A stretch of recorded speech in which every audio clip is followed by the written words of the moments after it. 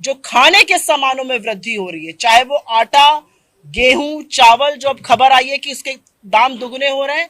आप सिर्फ ये देखिए, जो खाने का तेल है वो 70 रुपए से 220 हो गया है, आटा जो है वो 22 से 40 हो गया है, पीने वाला दूध 35 से 60 पहुंच गया है। हम कौन से डिबेट की बात करें? क्या ये मुद्दे नहीं है इस देश के? मोदी जी कहते थे पकौड़ा तलो नौकरी के नाम पर, पकौड़े तलने वाला तेल आपने 70 से 220 कर दिया और जिस गैस पे तला जाता वो 410 से 1200 पे बिक रही है। और सुई पटक सन्नाटा है सरकार, पिन ड्रॉप साइलेंस। अगर आप महंगाई की बात कर लीजिए, वो भी देश हित में आपकी जेबें हल्की करी जा रही है। तो ये महंगाई, और जब उनसे आप बात करिए तो फिजूल की बातें आपको सुनने को मिलती है। एक आपको सुनने को मिलता है कि ऐसा है अमेरिका और यूके में भी बहुत महंगाई है। उसका दो ही जवाब है। अमेरिका में परचेजिंग पावर पैरिटी, आम व्यक्ति की तनख्वाह, आम व्यक्ति की खरीदने की शक्ति हिंदुस्तान से 15 गुना ज्यादा है। तो जब हमारे देश में गरीब लोग और हुए हैं, आय कम हुई है, नौकरी खत्म हुई है, तो महंगाई की मार और जबर पड़ रही है।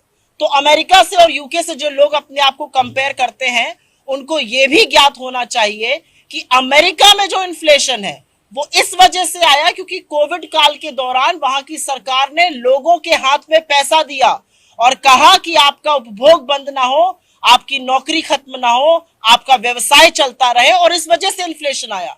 हमारे यहां तो इन्फ्लेशन आने का सिर्फ और सिर्फ एक कारण है और वो है मुनाफाखोरी।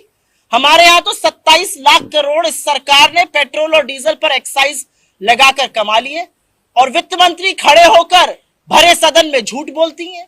उनके सांसद कहते हैं कि फ्री फंड का खाना गरीब आदमी खा रहे हैं। एक सांसद महोदय बहुत लंबी चौड़ी पढ़ाई करी, उन्होंने वो कहते हैं महंगाई कहीं दिख ही नहीं रही है। महोदया खुद कह देती है जी लहसुन प्याज तो मैं खाती नहीं हूं, बाकी आगे की बात कर लीजिए। तो सवाल यह है कि अगर महंगाई से लोग त्रस्त हैं तो इसके बारे में बात कौन करेगा? आप जहां चले जाइए।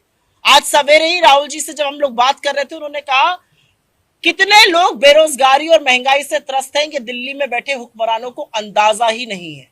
और इसीलिए मुझे लगता है कि जो मूल मुद्दे हैं, जो भारत जोड़ो यात्रा का लक्ष्य है, जरूर सामाजिक ताने बाने को जोड़ना है, जरूर लोकतंत्र को जोड़े रखना है, लेकिन उससे भी बड़ा जो दायित्व है हम पर कि हम महंगाई, हम बेरोजगारी से जो लोगों के हौसले टूटे हैं, उस हौसले को दोबारा से जोड़े, वो भारत जोड़ो यात्रा है।